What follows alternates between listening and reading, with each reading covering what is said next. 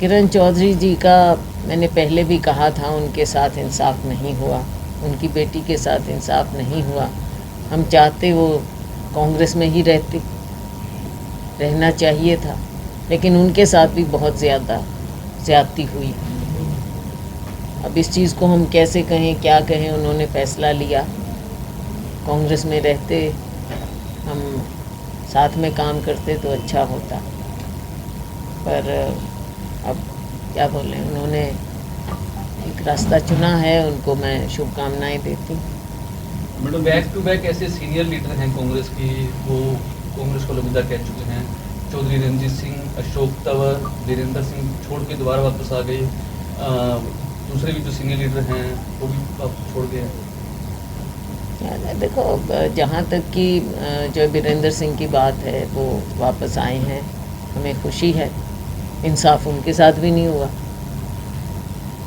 किरण जी के साथ इंसाफ नहीं हुआ, कितनों के साथ ऐसा हुआ ये हमने देखा है। लेकिन देखो, पार्टी तभी मजबूत होती है जब साथ मिलकर और साथ जोड़ने का प्रयास होता है। अब अगर ऐसा होगा तो साथ जोड़ने की बजाय, अब मुझे मालूम है कि किरण जी की बेटी वो हमारी प्रत्याशी होना चाहिए थी, लेकिन उनको जिस तरह से उनके साथ बर्ताव किया गया, और उन्होंने मुझे खुद बताया, खुद प्रभारी जी का बर्ताव उनके साथ ठीक नहीं था। ये बातें हैं, बहुत सी बातें हैं। इतने परिवार हैं, इतने लोग हैं जिन्होंने कांग्रेस पार्टी में पूरा योगदान दिया है, लेकिन आगे सबको जोड़ के चलने की बात है। कमज़ोरी दिखाएंगे तो वो हम लोगों की उम्मीदों पर भी पूरा नहीं उतरेंगे।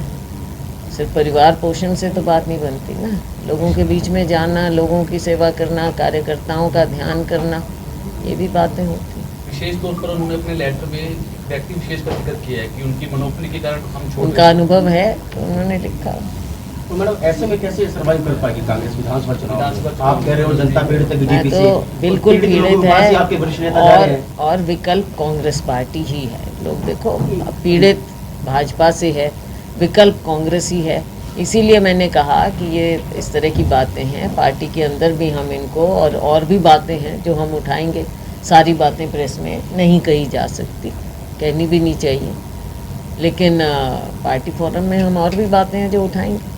आपने जो मुद्दे उठाए थे कि टिकटों का बंटवारा सही प्रॉपर ढंग से नहीं हो पाया, आपके कांग्रेस के प्रभारी हैं, प्रदेश अध्यक्ष हैं उदयमान, उनका साफ तौर पर कह रहे हैं कि कुमारी शैलजा को कुछ शिकायत है तो पार्टी लेवल। देखो, वो प्रधान है, वो कहे जो उनको, मेरे को जो कहना था मैं कह दूँ। तीन विभाग कुमारी शैलजा बोलती रहेंगी, जो लगेगा कहूँगी। आपने कहा पार्टी के दायरे में हमेशा हम रहे हैं, और पार्टी के बारे में हमको कोई सिखाने लायक मुझे नहीं लगता कोई है पार्टी में। एक आध होगा कोई, लेकिन तकरीबन नहीं है, फिलहाल नहीं है। तकरीबन नहीं है।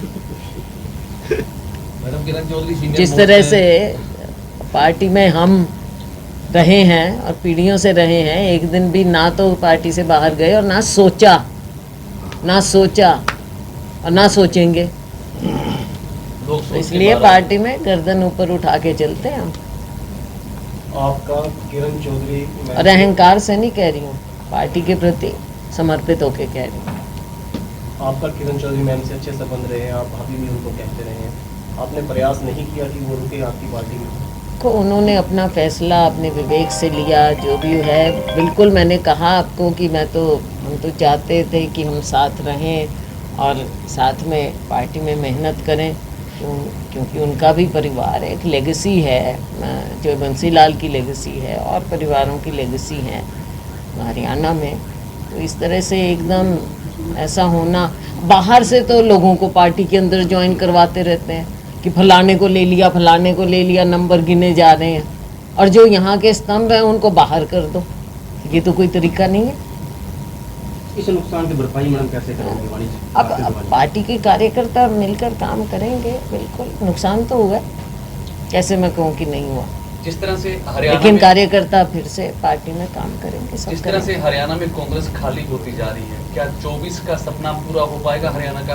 और क्या इस मुद्दे को लेकर क्या आप खाली तो खैर क्या, वो तो बता रहे हैं कि कितने लोगों को पार्टी ज्वाइन करवा ली है। सीनियर लीडर छोड़ के जा रहे हैं? मैडम राज्यसभा के लिए क्या जोड़ तोड़ है?